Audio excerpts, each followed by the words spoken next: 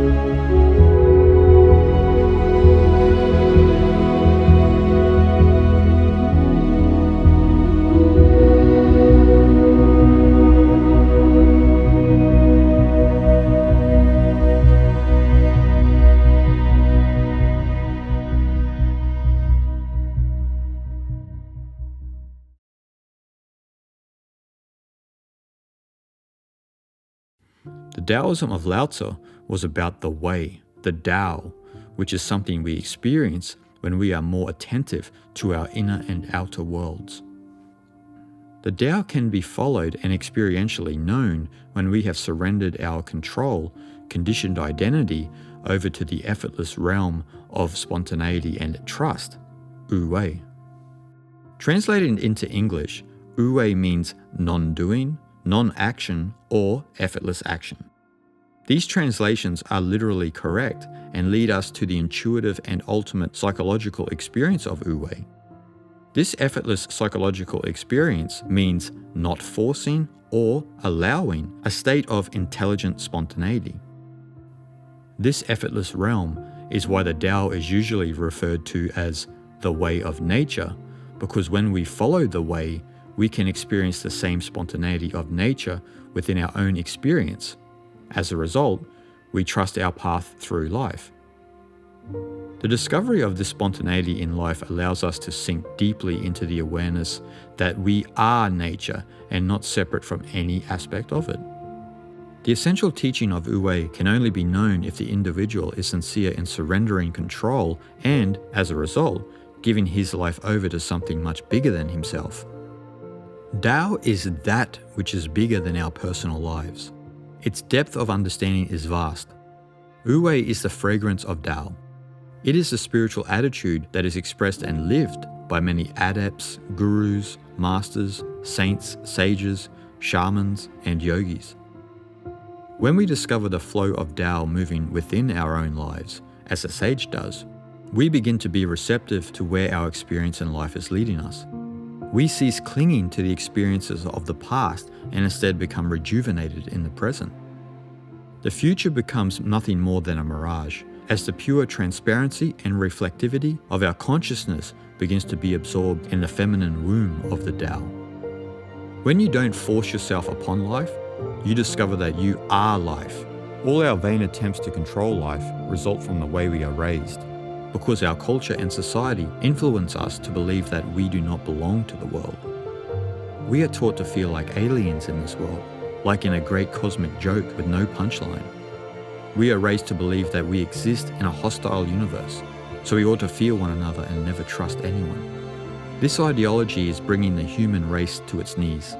At the rate of speed that we are polarizing ourselves, it is hard to imagine there will be any remnants of higher, conscious life on this planet 1,000 years from now.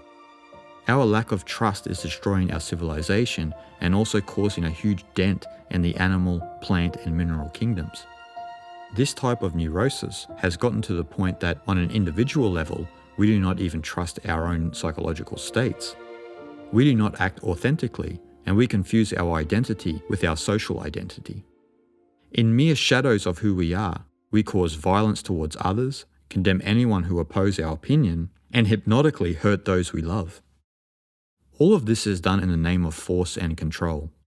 Social and cultural norms teach us this dichotomy.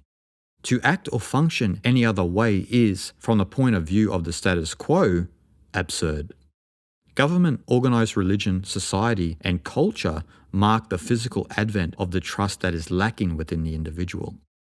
If individuals lose their natural essence of trust, then some form of external tyranny in the guise of a trustworthy parental figure will take its place.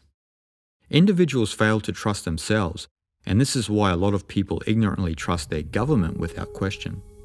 In giving our power away to government, the individual begins to depend on the government as a parent rather than seeing it in its original position, as a servant to the individual. Our lack of responsibility implies our lack of trust in ourselves. Government is a phantom into which we invest too much energy. Individuals who sincerely trust themselves and others threaten the established order of culture, society, organized religion, and government. This threat could only become a reality if the truth of Tao is regained and a trust in life is realized. Wu-wei is the Taoist principle of trust. The trust of Wu-wei threatens any governmental, social, religious, and cultural landscape. We align with our innate trust when we are not forcing and instead allow life to take place. This capacity to align with your innate trust brings you back in harmony with the entire unfolding of the cosmos. To go with the grain or with a stream, one is not bound to the past, nor does one yearn for the future. We cannot unite with the source of Tao unless we have given our life over to the non-doing, non-forcing, and non-reactive realm of Wu-wei. Lao Tzu's essential wisdom is nothing more than that of an individual who can follow the effortless grace of Wu-wei within her mind. Everything else that has developed around Lao Tzu's essential wisdom is a way either to get to the understanding of Wu-wei or to delay our enlightenment through habitual crutches that take the form of spiritual exercises and practices.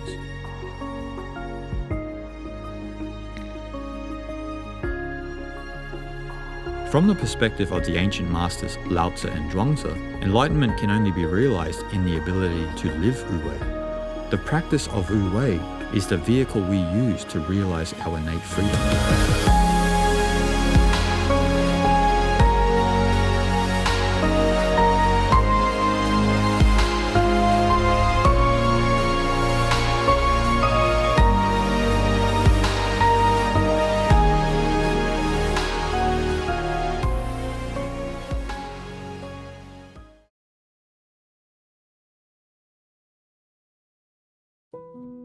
The Taoism of Lao Tzu emphasizes that if we do not let individuals grow as nature intended, they will lose their naturalness and be drawn into the world of animal drives, desires, attachments, and ultimately suffering. This difference in the depth of understanding between Lao Tzu and Confucius is articulated in an imaginary dialogue created by Zhuangzi. "Tell me," said Lao Tzu, "in what consists charity and duty to one's neighbor?" "They consist," answered Confucius, "in a capacity for rejoicing in all things, in universal love, without the element of self. These are the characteristics of charity and duty to one's neighbor." "What stuff?" cried Lao Tzu. "Does not universal love contradict itself? Is not your elimination of self a positive manifestation of self? Sir, if you would cause the empire not to lose its source of nourishment, there is the universe. Its regularity is unceasing. There are the sun and the moon. Their brightness is unceasing. There are the stars. Their groupings never change. There are the birds and beasts. They flock together without varying. There are the trees and shrubs. They grow upwards without exception. Be like these. Follow Tao, and you will be perfect. Why then these vain struggles after charity and duty to one's neighbor, as though beating a drum in search of a fugitive. Alas, sir, you have brought much confusion into the mind of man. In this imaginary dialogue, Lao Tzu reiterates that if we interfere in the natural process of any living organism, it will begin to isolate itself from the complementary parts of the whole. This isolation brings about a dissociation from the whole, so that a lack of trust plagues the mind.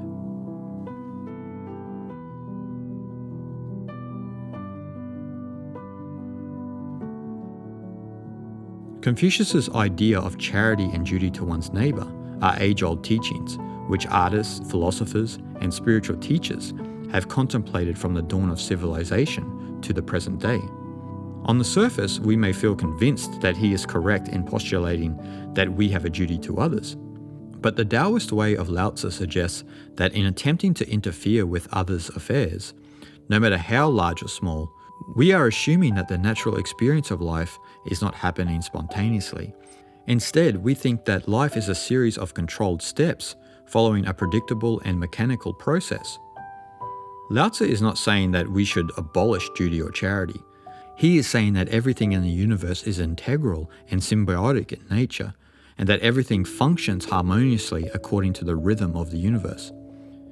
So he asks, why would humanity be the exception?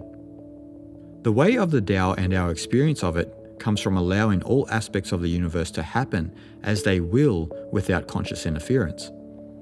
This understanding of the Tao is a trust in and affirmation of life that cannot be broken. Humanity's superficial differences could be dissolved if each individual could live by this trust. Yet society and culture have been built on ideologies such as Confucianism, communism, and democracy, which all teach us in some way to impose our will over one another, a goal based on the erroneous idea that we are achieving freedom in this process. To trust the way of the Tao is the complete backflip to Confucianism or any present-day ideology or theology. Lao Tzu's wisdom exposes humanity's selfish tendency to impose the will of one individual, nation, religion, race, or gender over another. We are always interfering with each other's natural sovereignty. Many people arrogantly and ignorantly do this daily and then proclaim that they know what freedom and love are.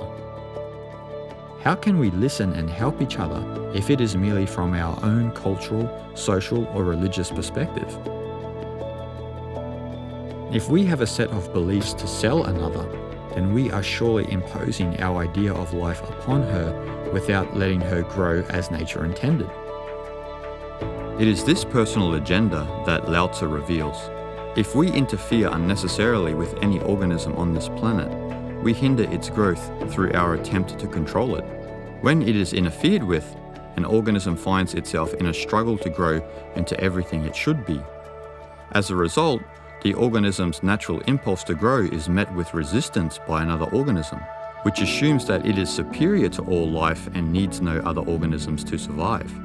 We could say human beings fit perfectly into this category because of the personal agendas we wish to cast upon the world. These agendas could only have developed in a world devoid of trust. Because we live in fear instead of trust, our world is designed so clinically that it resembles not a beautiful garden, but a morgue. The Confucian imperative to dictate a social way of life to the individual builds an identity conditioned by the world of concepts and objects rather than the inner world of emotions, feelings, and thoughts. Yet we should not be critical of the Confucian perspective only, because any ideology or theology, no matter how well intended, is at its foundation strictly a methodology for shaping the individual according to its beliefs. Lao Tzu points to this in the Tao Te Ching. He says that humanity is in a perpetual trap in which we seek to change one another or society based on our own belief systems. Because we have not made our inner world conscious, we continue to seek change in the external world of forms, as if the inner world were a construct of the outer. Many theologies and ideologies operate from this perspective. But this is an absurd view for the simple reason that the world is devoid of meaning until the observer gives it meaning according to her beliefs. This should be fundamental to the way we think and perceive the world, but instead we are told that the world is purely material by the teachers of our cultural, social, religious, and educational machine, who themselves have been indoctrinated. To cultivate a sane society, we first need to understand that our perception was pure before it was colored by external influences. And all of these external influences are interpreted differently by each individual, which adds to the confusion. Patanjali, the great sage of India and father of yoga, expresses this sentiment in the wisdom of 3 of his sutras regarding freedom. People perceive the same object differently, as each person's perception follows a separate path from another's. But the object is not dependent on either of those perceptions. If it were, what would happen to it when nobody was looking? An object is known only by a consciousness it has colored. Otherwise, it is not known. We have built a world that operates in reverse to the natural order of growth and harmonious living. The world's general view identifies with what colors consciousness, rather than with the unbound and limitless pure awareness at the core of our being. Lao Tzu's essential teaching of Wu-Wei is a medicine for this illness. But you must understand that Wu-Wei is not an ideology, theology, or something you need to believe in. On the contrary, Wu-Wei can only be known through your own experience. Then it simply strengthens your trust in Wu-Wei. The natural order of growth and harmony depends upon allowing life to take its course without conscious interference. This is how the Tao flows when Wu-Wei is experienced. Many people resist the very thought of allowing things to take place in life, because from our perspective, we can't see how anything could be achieved in that way. But if we are more observant, we discover that each and every attempt to categorically control our life is invariably upended by the spontaneity of natural experience. No human being is above this universal spontaneity, and yet many people seek to control life down to the finest detail, failing to realize that the very things that shape their identity were beyond their control. The impulse to control life is a symptom of the power that we believe we have lost. But true power resides in the mind of one who is liberated from the acquisition of wealth and the control of others. When we give up attempting to control life, we find that we are no longer clinging to or conditioned by any aspect of life. Thus, we are freed from its attachments. The most liberated people on this planet have been those who were free in this way, such as the 20th century Indian sage Sri Ramana Maharishi. Arunachal Shiva, Arunachal Shiva, Arunachal Shiva,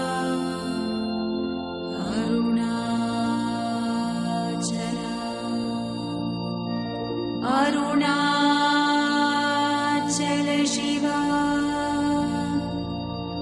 Arunachal Shiva, Arunachal Shiva, Arunachal.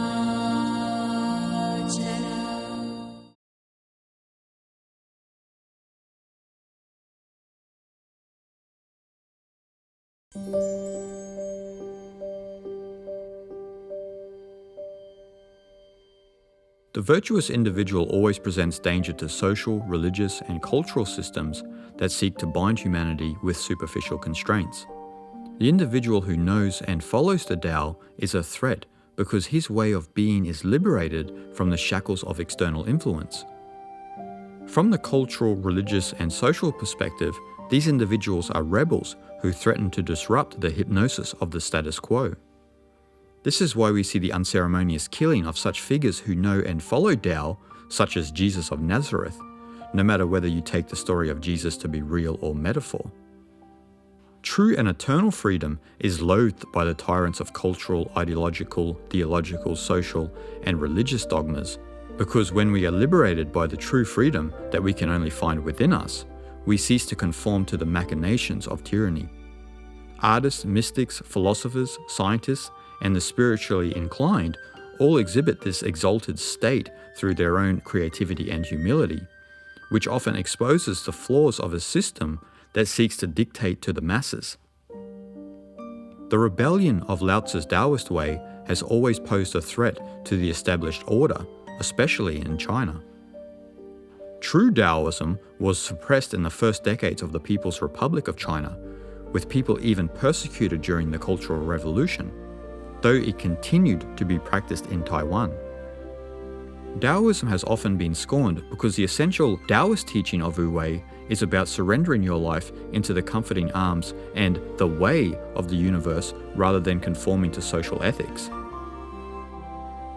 The absolute Tao is the prerogative of the original Taoist. But this sincerity is confusing to any established order because the Tao of Lao Tzu is as vast as it is vague, and so it escapes conventional thought and behavior.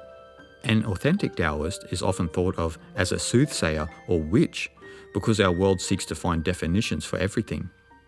This absurd definition gives the masses some sort of psychological closure, as if they now somehow understood Tao. But what Lao Tzu and other Taoists knew within themselves is beyond intellectual debate or conjecture. This eternal truth, known only by some people, frustrates those who know it not.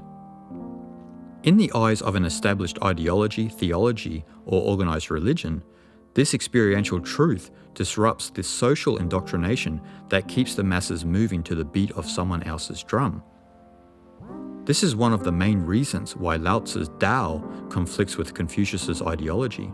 Lao Tzu understood that any form of social or cultural hierarchy destroys the awareness of trust in the universe. Confucius could not accept this, because his approach was only for those who governed. He thought if those who govern were liberated and morally noble, society would benefit.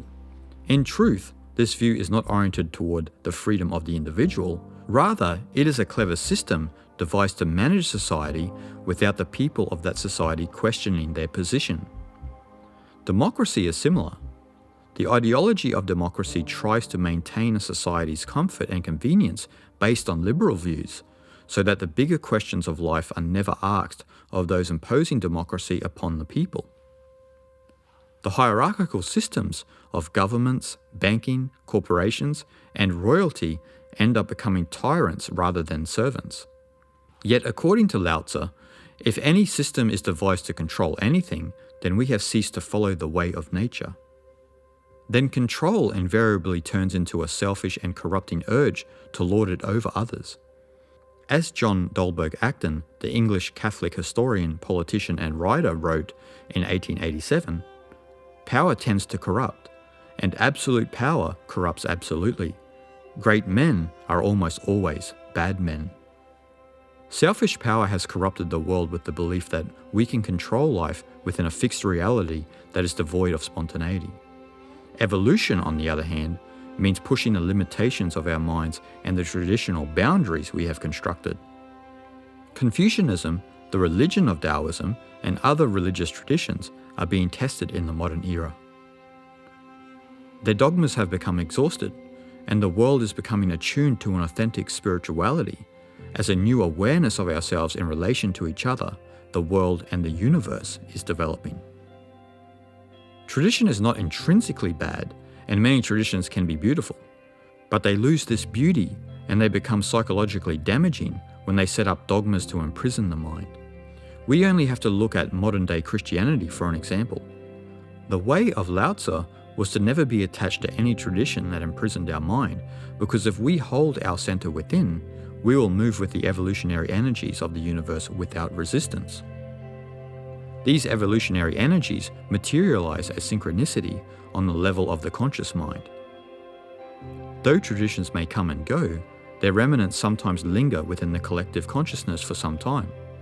The continent of Asia is a good example, because even though the ideology of Confucianism is often unacknowledged as a prevailing system of thought, the dogmatic beliefs of that socio-economic religious ideology still keep people from embracing change.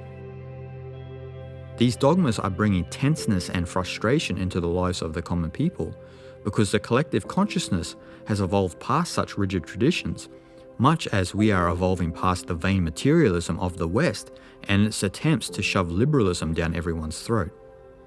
Consciousness is dancing to a new rhythm and vibration, both collectively and individually.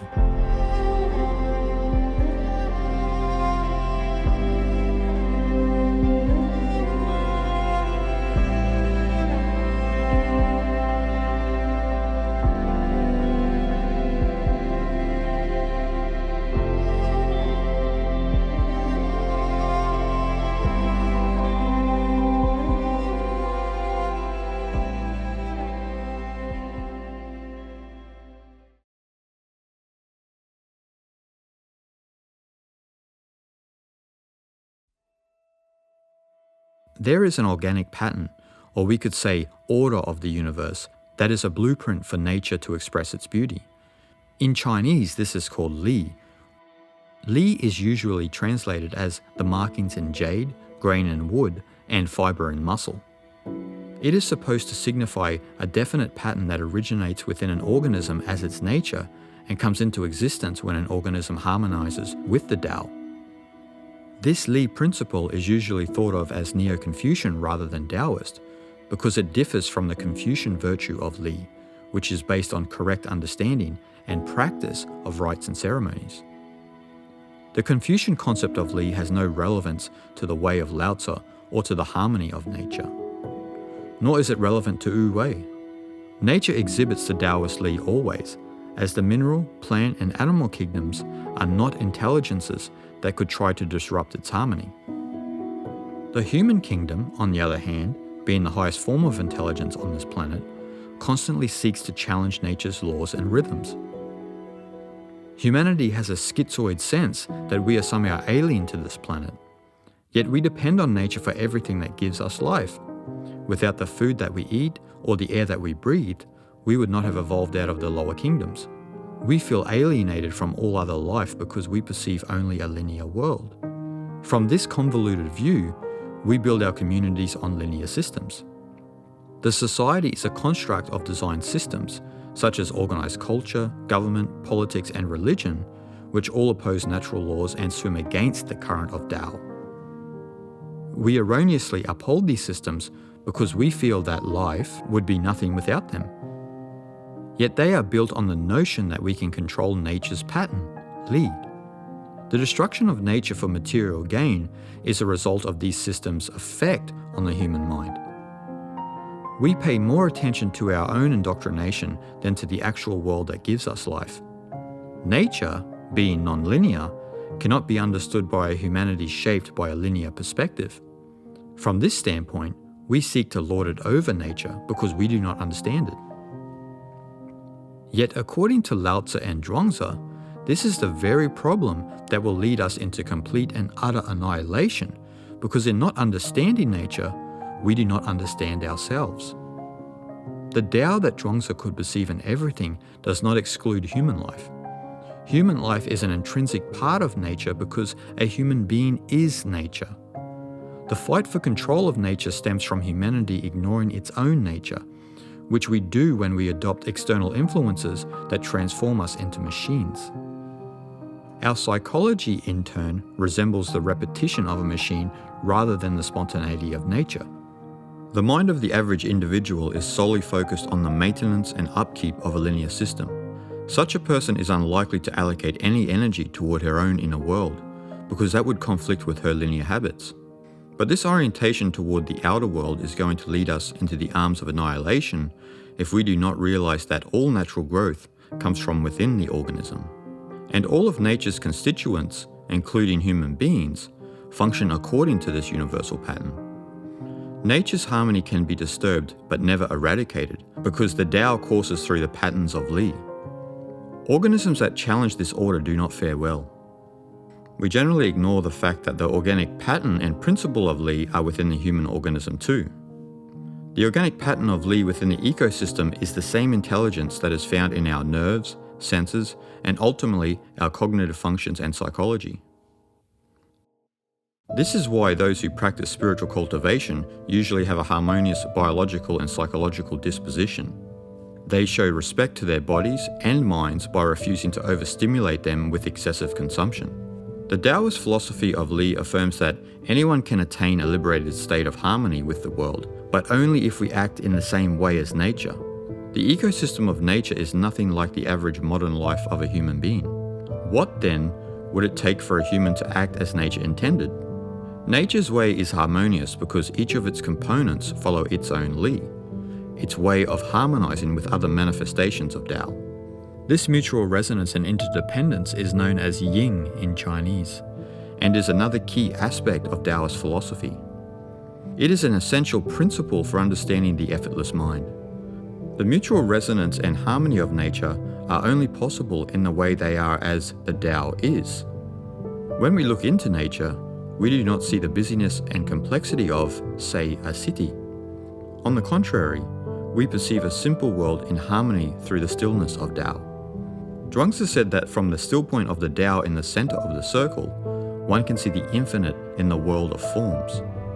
This means that the mind that is completely empty and still can perceive reality as it truly is.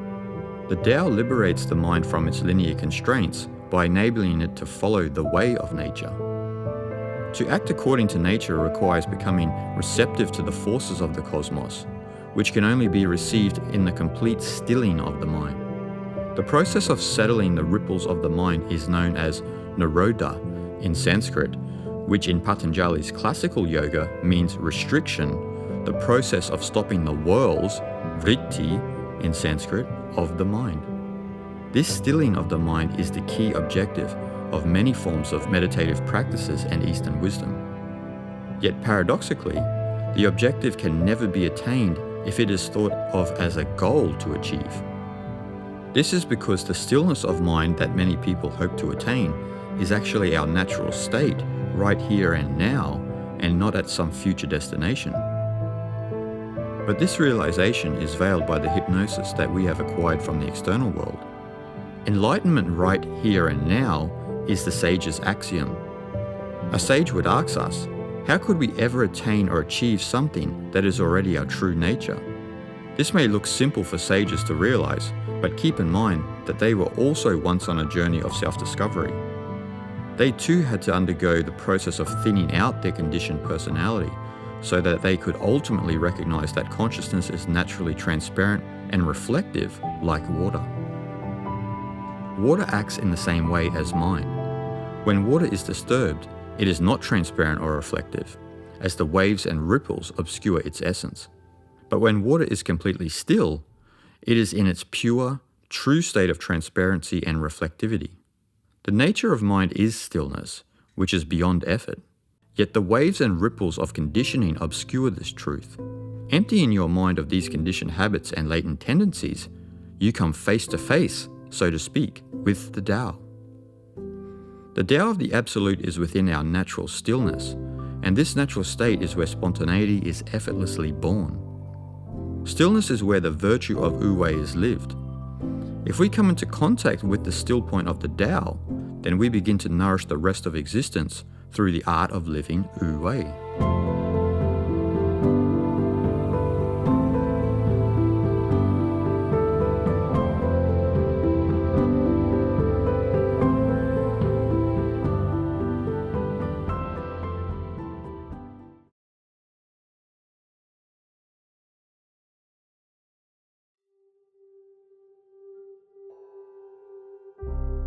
Some of the greatest leaps for humankind will be taken when we face the dire dilemma that bind us to a mechanistic world.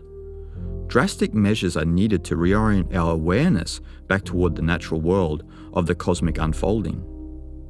From a sage's perspective, the answer to humanity's plight is not how do we rid ourselves of these unnatural systems, but instead, how radical are we willing to be? Taoist teaching emphasizes that if we understand the spontaneous function and unfolding of the universe, Tao, then we will not fight this process. If we live effortlessly with Wu-Wei, the natural harmony of the cosmos will prevail. We cannot eradicate the established governmental apparatus by governing more. This was one of the major differences between Confucianism and Taoism. Confucian ideology built a strict system whereby one should govern one's life, both within and without, in accord with its philosophy. Lao Tzu, on the other hand, would have deemed this perspective absurd, because the fundamental aspects of any external form of governance, control, force, and a search for power, actually put one out of sync with the natural harmony of the universe. As a result, we feel as if we do not belong here. To govern is to control, and control is built from the experiences of the past and a plan for the future. Nature in all its glory is locked out, which is why a different system of government cannot be the way out for us. If we can be sincere in living Wu-Wei, we will allow the course of Tao to run its path back into harmony through our own non-action in regard to the dilemma at hand. Revolutions and protests do not change anything, because they are still reacting out of human conditioning and seeking to control life. To govern is to control is to destroy life, and this is what needs to be reversed through the way of nature and Wu Wei. Human beings have the intelligence to comprehend the nature of Wu Wei, yet many people do not have the knowledge of Wu Wei naturally through their experience, unlike all other organisms, which would seem to jeopardize our claim to being the most intelligent species on the planet. To seek refuge from these unnatural systems, we need to understand nature itself.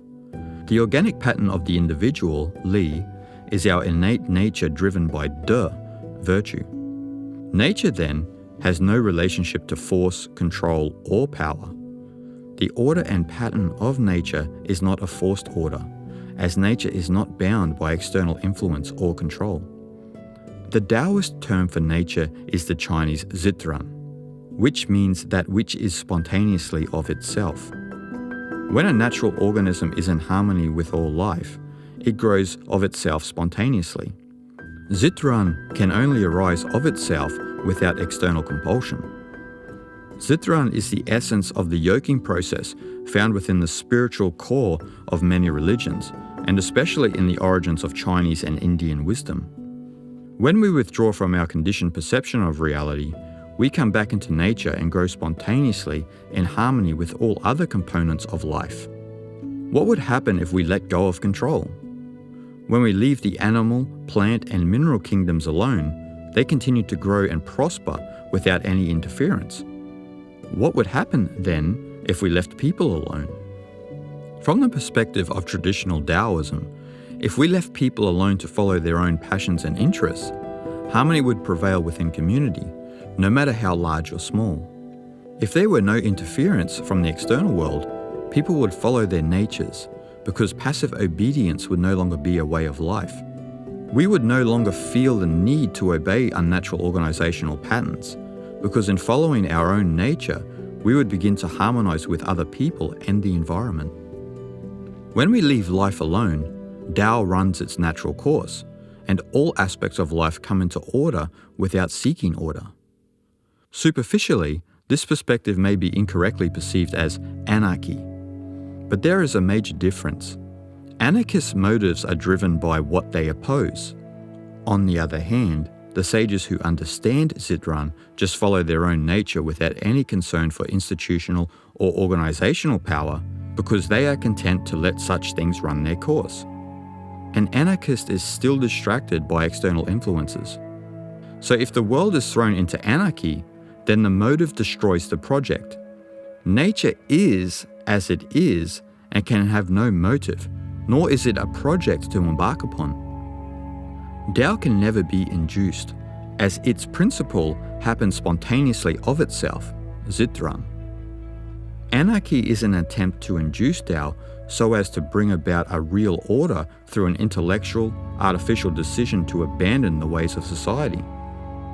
Though anarchy in some sense is a step in the right direction, it is not a suitable method for liberating the world because it cannot avoid having an agenda. The Russian evolutionary theorist Peter Kropotkin understood this subtle difference between anarchy and Zitran. Kropotkin postulated that if we were to leave people alone to follow their own nature, a real social order and true government would emerge out of the current system. His theory is almost a carbon copy of the Taoist Zitran. Its depth is equal to the thought of a sage. Yet his political theory was called anarchism, labelled Kropotkin's anarchy, so that many people could conveniently put it in a superficial context and believe they understood it. As radical as Kropotkin's theory may appear, it is this trust in people's nature that will bring about a true, harmonious government out of the ashes of a dying culture. This is in alignment with Lao Tzu's wisdom.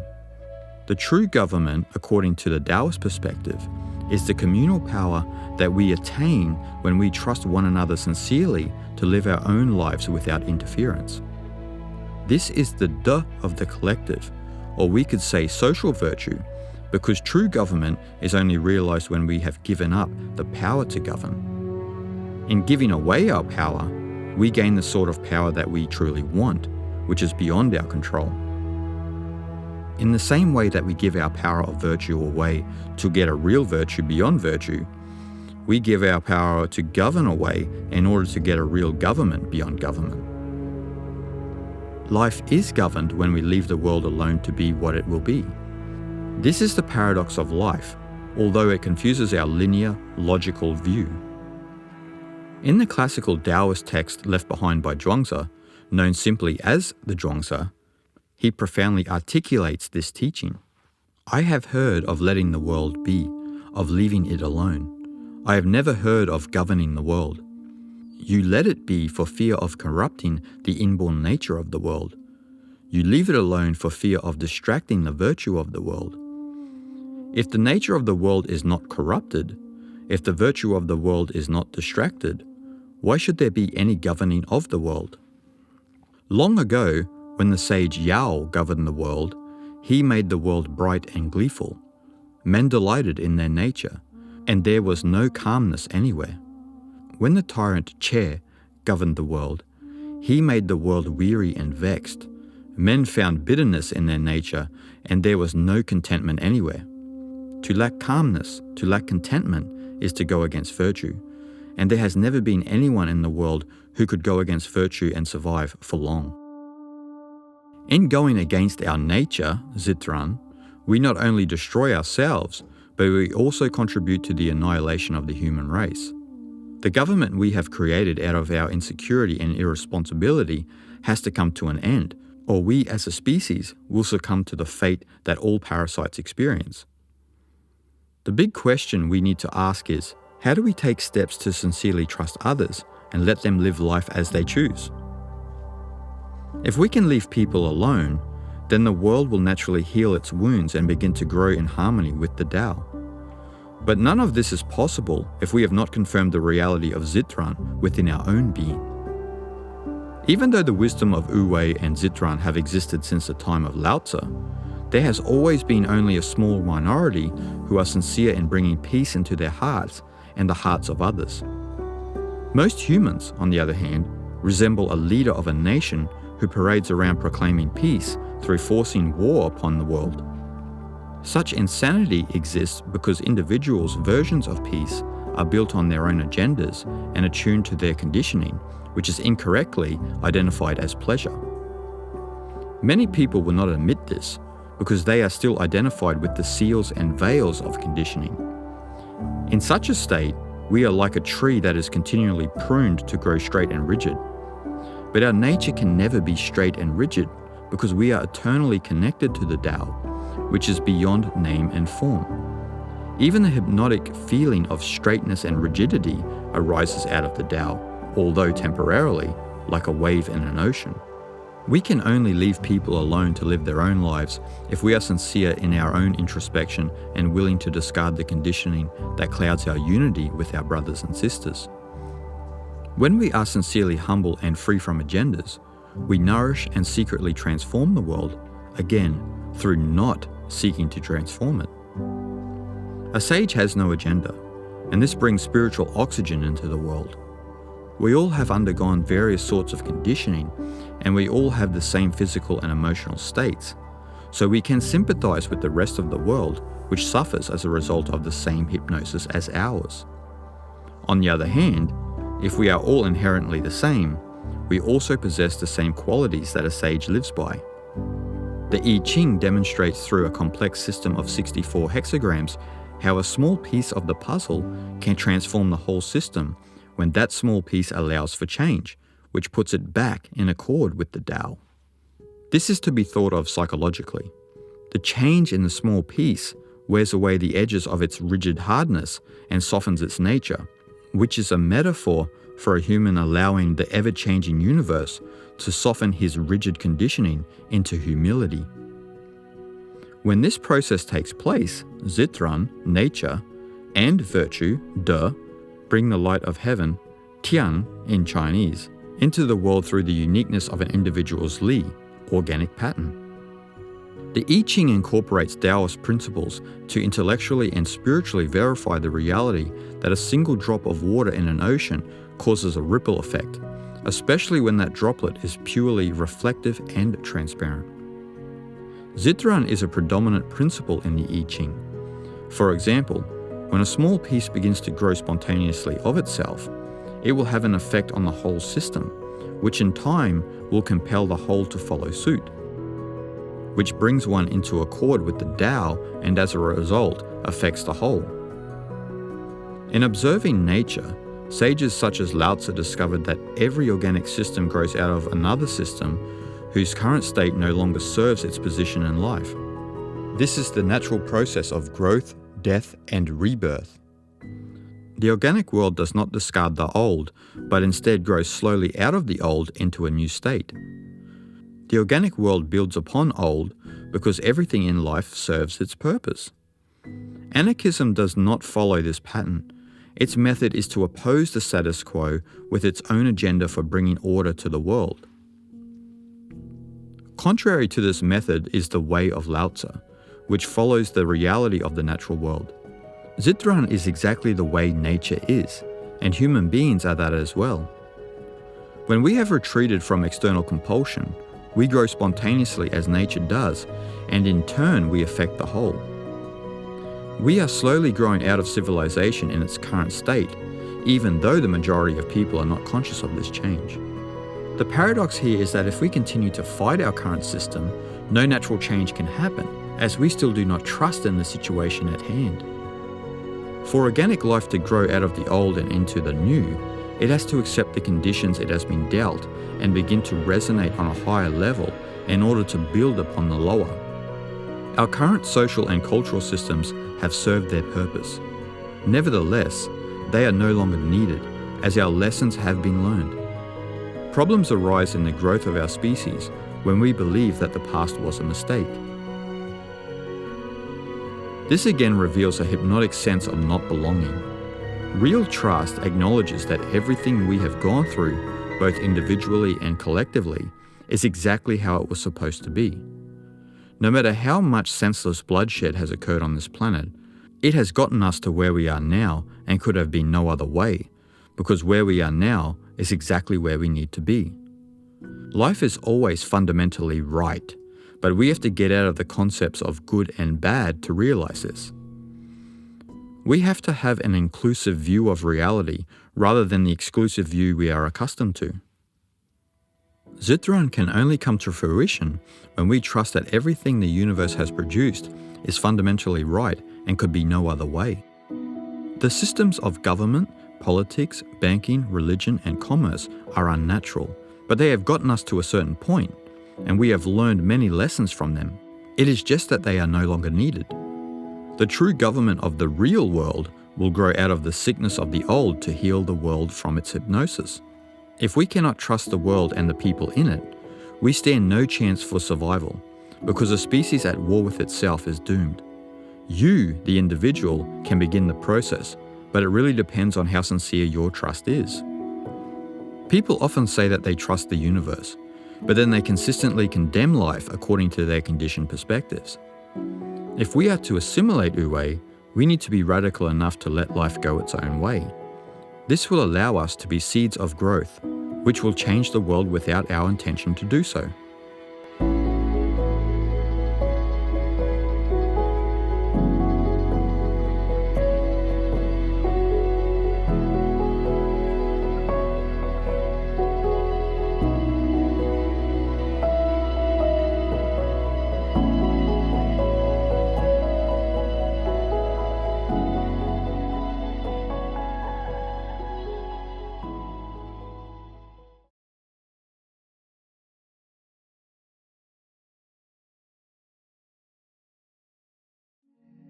The Tao can only make use of you when you are empty of all that blocks a union between yourself and the universe. The unity we seek is not an intellectual understanding, but instead it is a sense of unity. Yet unity and a sense of unity exist only in a liberated mind, which is the authentic contribution that one can make to the possibility of a unified humanity. The root and essence of both consciousness and the universe is that everything is connected and ultimately one. The universe in its awe-inspiring totality produces consciousness, and consciousness evokes the universe. Both are inseparable and paradoxically the same. The big picture and the small picture are one. A sage knows this intrinsically because the mind, when emptied of all its hypnosis, begins to replicate the eternal space of the universe, showing that the foundation of consciousness is space. Yet this should not be misunderstood. The essence of consciousness is not a blank state, as many spiritual seekers believe. On the contrary, while consciousness is exactly like space in emptiness and vastness, it is also like space in that it contains the whole universe. Consciousness, like space, is always open to new experiences and change. The liberated mind functions in this way, leading to trust. In the same way that consciousness evokes the universe, so does trust evoke a sense of oneness in the individual. The truth and reality of the universe and consciousness are one, but trust is where the oneness is realized within our being. When you trust the universe, you become one with it. Wu-wei dawns upon the individual in the same way, because when we let go of control, we gain the indescribable power and virtue of Tao. This relation of trust and oneness is the principle of living Wu-wei. When you are humble enough to leave things alone, you begin to feel a sense of unity intuitively. Lao Tzu's words in the Tao Te Ching reveal this trust for the individual whose inner ear is attuned to the rhythmic silence of the Tao. The wisdom of Lao Tzu was not to intellectualize oneness, but instead to feel it and to know it. Organized religions teach the individual about the unity of life only intellectually, because any dogma is in its essence separate and isolated. So the teachings of these religions reflect this isolation, as they assume that we are separate from God. Nevertheless, the core principle of all religions is to find God within yourself. This was the template of the Philosophia Perennis, perennial philosophy. The saints and sages of our past explained that in finding God within, you understand how oneness is the only reality. Thus the Latin religare, the root of the word religion, and the Sanskrit yug, the root of the word yoga, are both words that describe the union with God that can only be found within.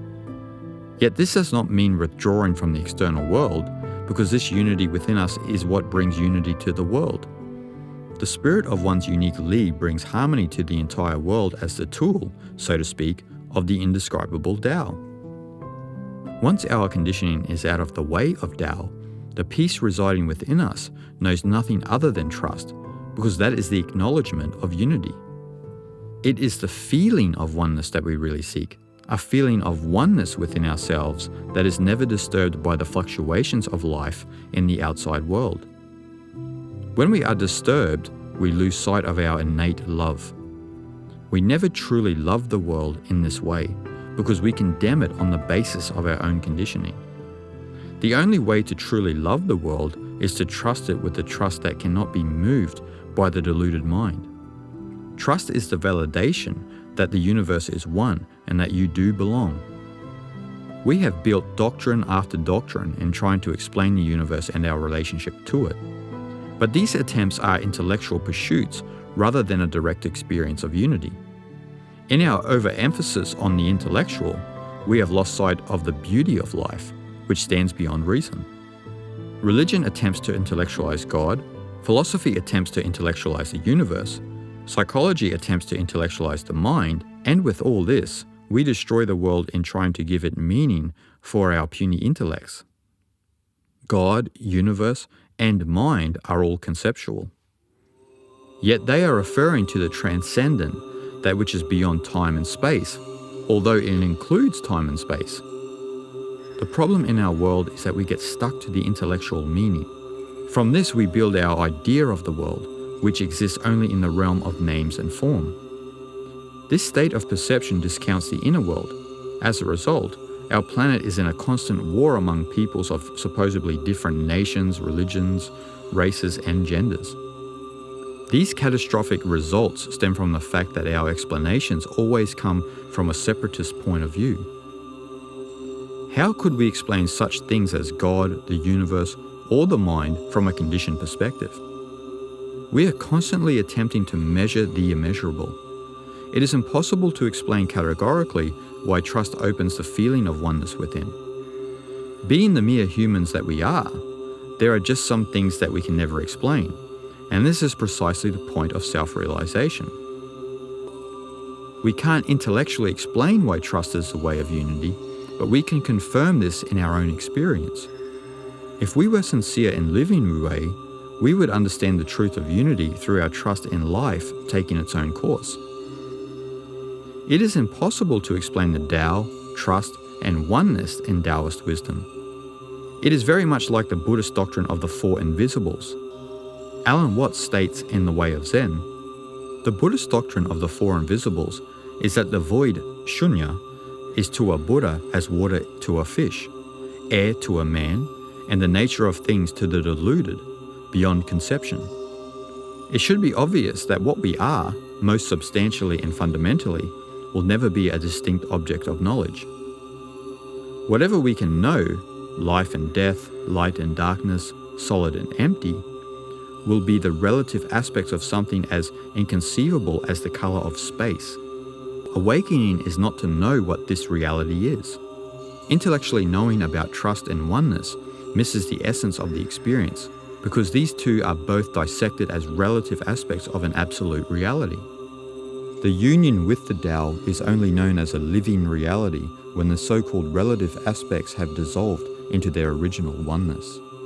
The sense of unity that we seek to discover can never be something that we could theorize or speculate upon. As I have mentioned, the very use of language itself is isolated to the field of duality, so all the investigations of religion, philosophy, and science are futile if they ignore consciousness and giving preference to intellectual study. The Eastern wisdom traditions, especially Taoism and Zen Buddhism, seek to eradicate any such intellectual debate or speculation because they know that a trust in self and life leads to the unexplainable peace of oneness. A Chinese Zen master of the 9th century CE, Dongshan Shochu, was once asked, "What is the Buddha?" And he spontaneously answered, 3 pounds of flax. Many philosophical debates have been hatched about the meaning of this reply, but fall short of the mark. From the Zen perspective, Dongshan was bringing the questioner into the reality of the now moment. The irrational answer of 3 pounds of flax extinguishes any idea of intellectual theorizing and speculation, which is the sole purpose of any great Zen koan.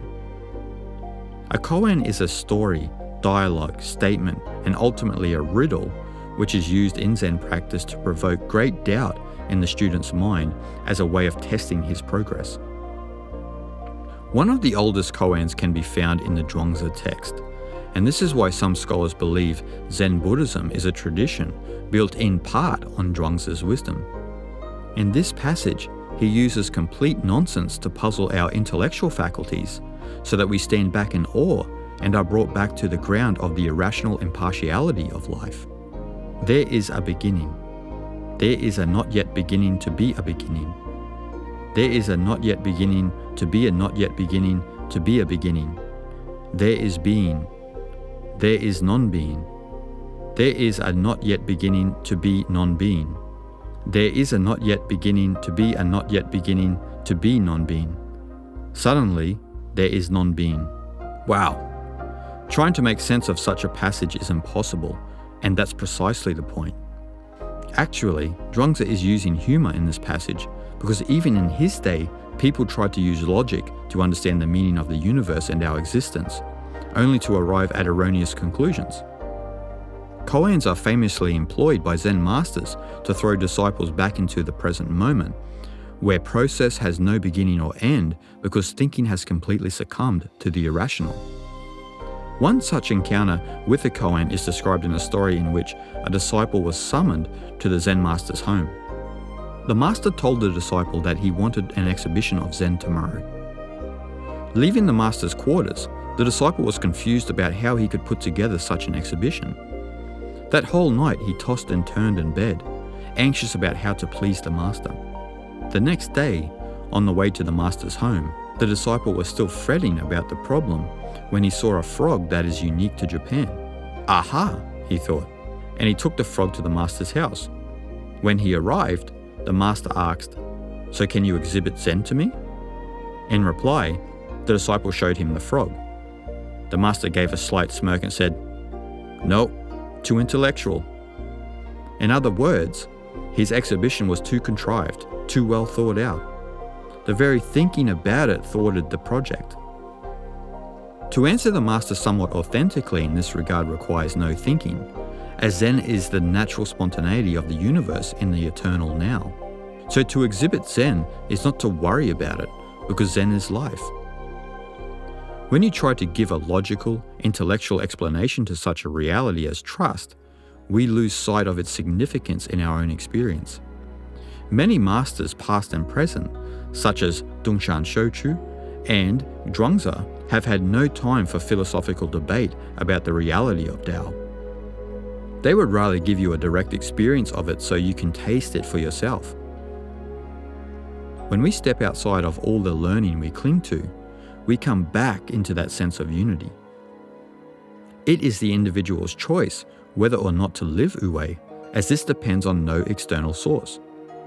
To retreat from external compulsion is a gesture in favor of trust, because no outside source of learning can take away your innate connection to the universe. The peace that resides in the unity of trust allows the individual to harmonize with the world. This not only brings the light of Tao into the world, but also guides and helps the individual along their journey through life. When we trust, the universe answers us through the resonance of our experience. The feeling of oneness brings the individual back into accord with the function of the universe, like a child nourished by its mother's bosom.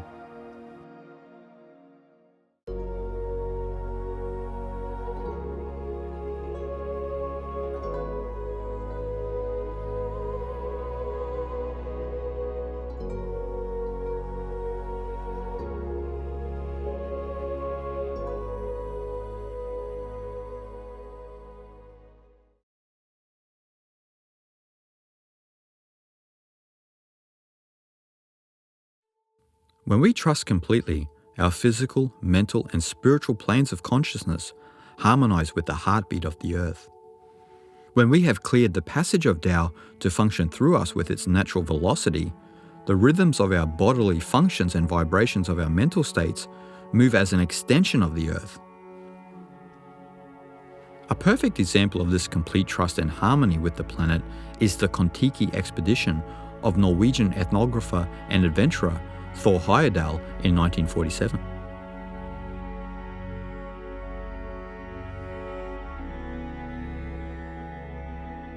In this amazing story, Heyerdahl and his crew drifted on a balsa wood raft from Peru out into the vastness of the Pacific Ocean. From a logical perspective, this attempt to just drift into the vastness of the Pacific would appear suicidal. But somehow, in true Taoist wisdom, Heyerdahl had a trust that his own organism and the ecosystem of the Pacific would harmonize together as one if they were given the time to do so. Without exercising the use of force, Heyerdahl's trust that he and the ocean were a unified system allowed the power of De to manifest. As he and his crew drifted into the unknown, the balsa wood of the raft began to swell up and bind the logs together more securely, which gave their raft the durability to take on the tough conditions of the Pacific Ocean. The issue of food was another obstacle to overcome. Yet astonishingly, as a result of their complete trust, flying fish were on their deck every morning. Rejecting the fear of the unknown, Heyerdahl and his crew began to replicate the intelligence of dolphins because they were in perfect harmony with the course of nature by following the path of least resistance. The trust in following the path of least resistance is the power of De, which is a reflection of how the power of lightning follows the path of least resistance, and also of how the Tao works through an empty mind. A full mind is resistant. In the Kon-Tiki adventure, Heyerdahl's trust was answered by what we would deem miraculous events. Yet from the wisdom of the sages like Lao Tzu, those events would make perfect sense, because our organism is an intrinsic part of nature. Astonishingly, as Heyerdahl continued to follow the ocean's natural rhythms, he and his crew drifted 8,000 kilometers, 5,000 miles, from Peru all the way to the distant islands of the Tuamotus of French Polynesia in the South Pacific. Heyerdahl's trust made him an aperture through which the universe could express its nature. His trust, though it may appear extreme, was the feeling of unity he had within by living wu wei sincerely. In denying the use of force, Heyerdahl demonstrates how the power of De can change the world without any intention of doing so. When we oppose our own experience and try to control life, we develop an unnecessary anxiety within ourselves because we fear the uncertainty of the future. We attempt to dictate to the future through our plans, and though these plans may be good in theory, they are in reality phantoms and distractions from the unity that can be found in trust. Thor Heyerdahl is an example of what each and every one of us can live by if we are radical enough to throw off our fears of the past and future and instead live completely in the here and now. Our intentions to change the world are the result of humanity separating itself from the here and now. But it is only when we can be completely present in the here and now that we will know what is best for the future. Trust and unity arise in the crystalline clarity of stillness. Our movement out of this state tends to make us suspicious of the world. As a result, we fall into the average state of mind, which is constantly rearranging the pieces of the puzzle to try and somehow make sense of the world according to its conditioning. All of our intentions to change the world are fundamentally flawed, because the very intention to change the world implies that we do not trust the world. The unnatural systems of government and politics are built on this lack of trust. Their primary intention is to change the world according to their agenda. Government and politics are erroneously thought of as instruments to bring unity to the world, but the very essence of both is designed on the premise of a world divided. Anarchy and revolution are also flawed, because they arise from the idea of opposing the status quo with yet another agenda of changing the world. This perception of the world, which we have all adopted, is a step in the wrong direction. We believe that we need to work toward unity, yet our intentions are plagued by ours and others' conditioned isolation. How could we work toward a unity that is already innate in our nature? The unity we seek is already there, but it is only revealed when we trust the world. Changing the world in the hope of discovering unity is like a knife trying to cut itself. How can we search for something that is already there? Unity can only come from trust. Thor Heyerdahl had no intention to reach any particular destination, thus he reached where he was meant to go with no forethought or pre-planning. His trust was his strength, and the guidance that led him on his journey was his union with the universe responding to his basic needs. In any attempt to change the world, we destroy the world, because the very intention to change something is built on the illusion of separation. Organized religion is a good example of this process, because many religions make people feel separate from God. In feeling separate from God, we are taught that we should pray, but the very act of prayer is, to a degree, a lack of trust in God. When we pray, no matter how morally elevated our prayers may be, we are trying to force God's hand in order to satisfy our conditioning and pleasures, unless the prayer is in selfless gratitude to the All. We arrogantly try to deny the destiny that is mapped out for us through praying that nothing unpleasant happens to us. To force God to your will in prayer is to lack trust in God. We are trying to change the world's circumstances according to our own beliefs and preferences. We will never experience the harmony with all life that Thor Heyerdahl felt if we continue to exhibit a lack of trust in any part of life. Trust and oneness are verified when we completely let go of ourselves and let the way of the Tao guide our life. But this guidance can never come if you are anxious to change the world or force God's hand. Our intentions for life and ourselves are the very motive that distorts the future. Attempting to force God's hand with prayer is the same as trying to change the world, because both acts destroy the world. But the world destroyed in the act of praying is the world within yourself, as you incorrectly assume that you are alien to this universe. Trust and unity come to those who do not experience the world with the filters of conditioning in their minds. Peace on earth can prevail if we can individually follow our own paths in life with no resistance to the unfoldment of the Tao, which will surely soften our hearts. It is when we force our lives to be a certain way that we are blind to where the Tao is guiding us. The language of the Tao can only be known when all operations of force have ceased within the psyche. The true power of De, virtue, comes into its own when control and force have ceased within our minds. The trust that abides within us, though it is often veiled by our conditioning, is what will allow the naturalness of Tao to unfold on our planet.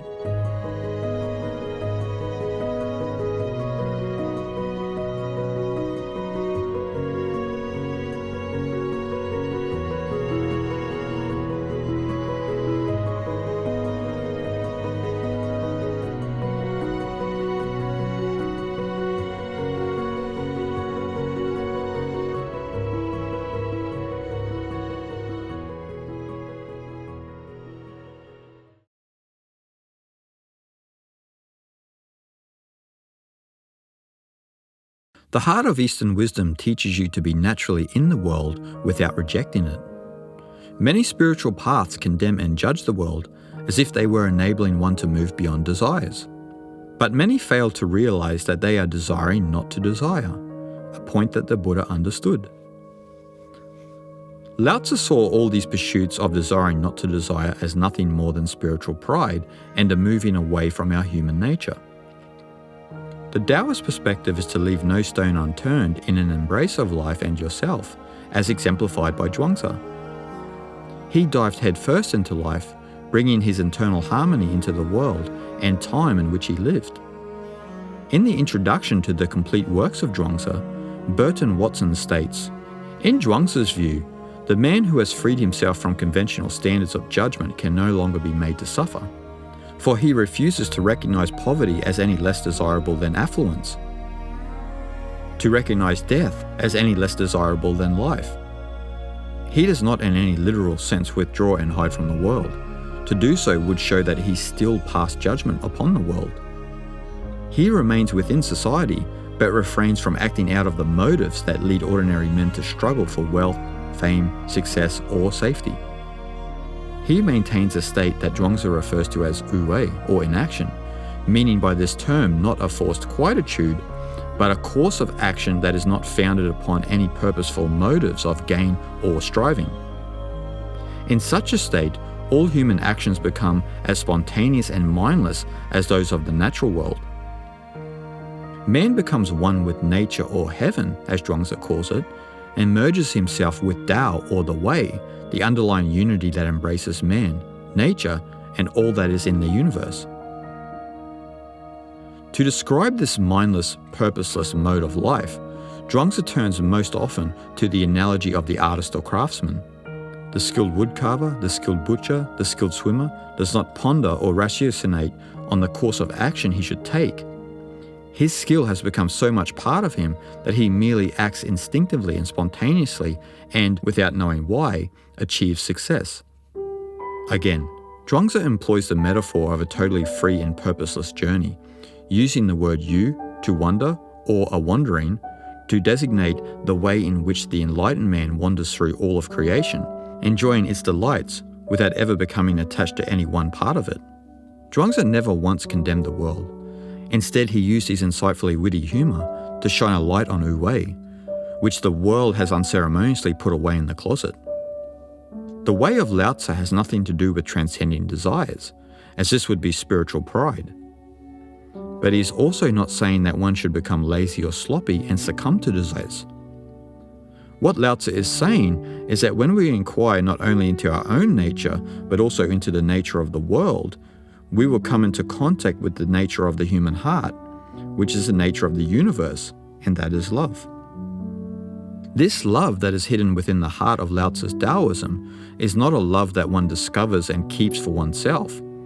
It is a love that is shared because, in the Taoist philosophy of Li, this love, which transcends any boundary, will bring harmony to the world piece by piece, or perhaps I should say piece by piece. The way of Tao that an individual experiences brings this love into the world, and it inspires others no matter how rigid their beliefs.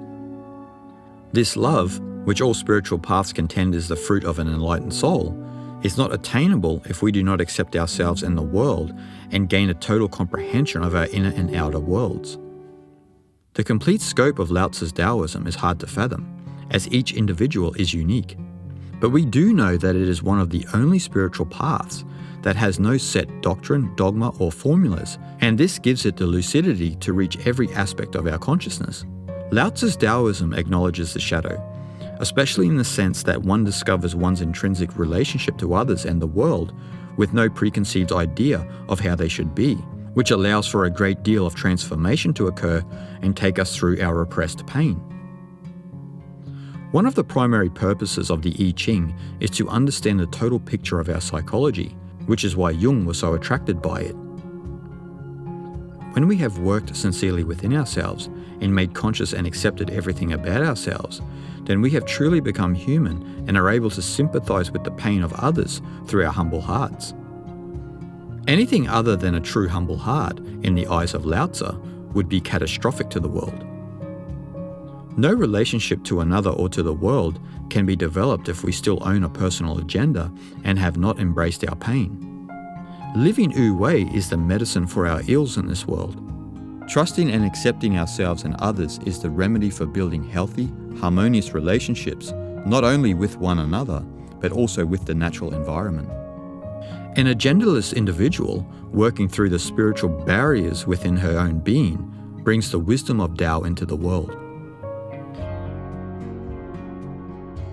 In knowing ourselves, we can relate to other people and feel our integral connection not only to nature, but also to the entire universe.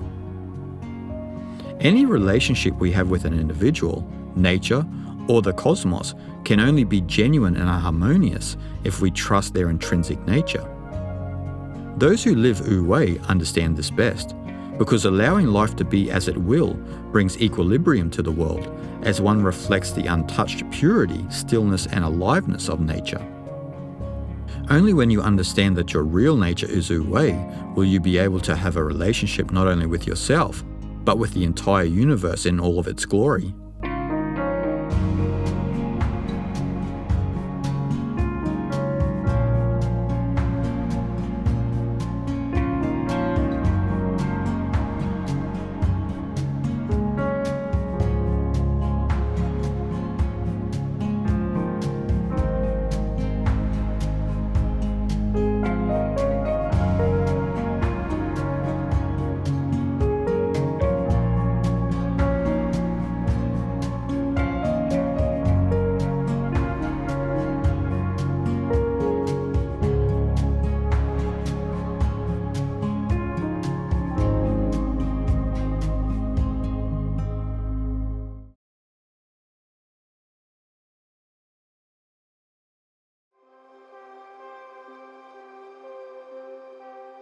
Our greatest relationship becomes a reality when we live Wu Wei. This greatest of the great relationships is with the Tao, the way of nature, which is our nature, Atman, which is Brahman. When we live Wu Wei, we become aware of and experience ourselves in relation to the way. No form of scientific study or speculation can ever calculate this reality, yet we know it is real because we live it and feel it. Living it is being in harmony with the greatest of all relationships. The way of nature is experienced by living Wu Wei, as Wu Wei is the essence of the universe. In the world that we live in now, with ecological destruction for the sake of material possessions, and with the divisions among humanity, a return to our Wu Wei nature is imperative, or we will face the dire consequences of our ignorant actions. The way we commonly act toward each other and the planet is staggering evidence that we at this moment in time function as nothing more than machines that are hell-bent on destroying anything that conflicts with our greed and yearning for power. This state of deep sleep keeps us in our own private worlds because we believe that we are constantly in a mode of survival against everything else. This belief unknowingly binds us to the animal kingdom, but if we can let go of this fear, we can finally become human. The systems we have built perpetuate this isolation.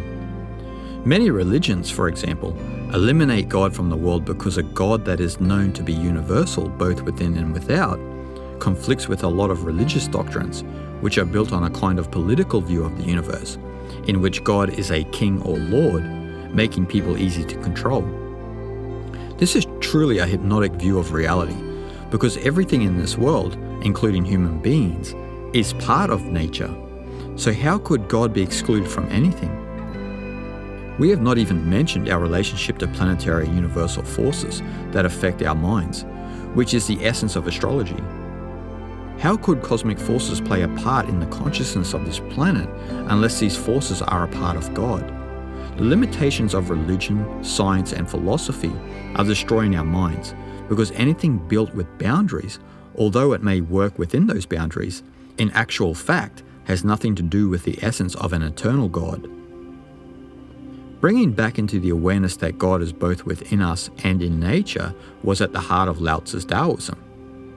Working with nature instead of going against it aligns us with the Tao, which allows this higher state of consciousness to produce conditions whereby others will also realize the Tao through their own nature.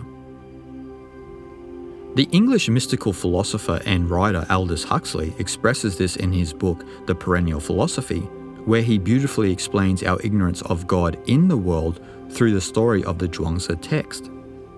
The doctrine that God is in the world has an important practical corollary: the sacredness of nature and the sinfulness and folly of man's overweening efforts to be her master rather than her intelligent, docile collaborator. Subhuman lives and even things are to be treated with respect and understanding, not brutally oppressed to serve our human ends. The ruler of the southern ocean of Shu, the ruler of the northern ocean of Hu, and the ruler of the center was chaos. Shu and Hu were continually meeting in the land of chaos, who treated them very well.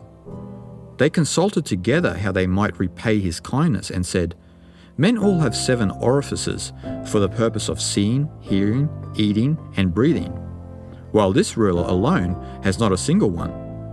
Let us try to make them for him." Accordingly, they dug 1 orifice in him every day. At the end of 7 days, chaos died. Zhuangzi. In this delicately comic parable, chaos is nature in the state of wu-wei, non-assertion or equilibrium. Shu and Hu are the living images of those busy persons who thought they would improve on nature by turning dry prairies into wheat fields and produce deserts, who proudly proclaimed the conquest of air and then discovered that they had defeated civilization, who chopped down vast forests to provide that newsprint demanded by that universal literacy, which was to make the world safe for intelligence and democracy, and got wholesale erosion, pulp magazines, and the organs of fascist, communist, capitalist, and nationalist propaganda. In brief, Shu and Hu are devotees of the apocalyptic religion of inevitable progress, and their creed is that the kingdom of heaven is outside you and in the future. Zhuangzi, on the other hand, like all good Taoists, has no desire to bully nature into subserving ill-considered temporal ends, at variance with the final end of men as formulated in the perennial philosophy. His wish is to work with nature so as to produce material and social conditions in which individuals may realize Tao on every level, from the psychological up to the spiritual. Compared with that of the Taoists and the Far Eastern Buddhists, the Christian attitude towards nature has been curiously insensitive and often downright domineering and violent. Taking their cue from an unfortunate remark in Genesis, Catholic moralists have regarded animals as mere things which men do right to exploit for their own ends. Like landscape painting, the humanitarian movement in Europe was an almost completely secular affair. In the Far East, both were essentially religious. If we can move beyond dogmas and work with nature, then the right social conditions for everybody to realize Tao will appear. Ironically, the social morality for which Confucius yearned can only be achieved in not trying to achieve it. Social morality depends on trust and the sincere spiritual work the individual undergoes within.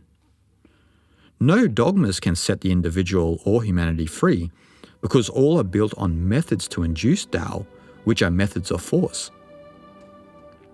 Thus, if we can be radical enough to live wu-wei, the right social and cultural conditions will emerge that will enable people to realize the Tao, and this will change our world through not striving for change. The act of trying to force change hinders change. Following your own nature is a subtle act of change. It is also the way that love transcends the personal and moves into the universal. Our love has to exceed our boundaries to include not only our neighbors, but also our enemies and the community of animals, plants, and minerals. Working with nature instead of against it is a reflection of Wu-Wei. Living Wu-Wei is thought of as one of the most difficult and, at the same time, sublime forms of spirituality that exists. Yet no matter how hard it appears to let go and trust, nothing will reveal your nature, Li, more than the Tao of Wu-Wei. Discovering our Li in turn has the power of De to inspire the world, as this is what truly brings harmony to life, heaven to earth. Spiritual isolation is necessary to get to the deepest part of your being. But when your nature is revealed in this introspection, you naturally want to harmonize with the world, which corresponds to the Taoist principle of yin, mutual resonance. Li moves us out of isolation and into universal harmony, in the same way that the mystical guru of the East leaves the isolation of the cave to go back into the world. But this time the guru is you, and the love you share is the love you are. The world as we know it can be anything it chooses to be. But if you do not trust the world, then the world will remain as it is. Such is the paradox of unity and our nature, Wu-Wei.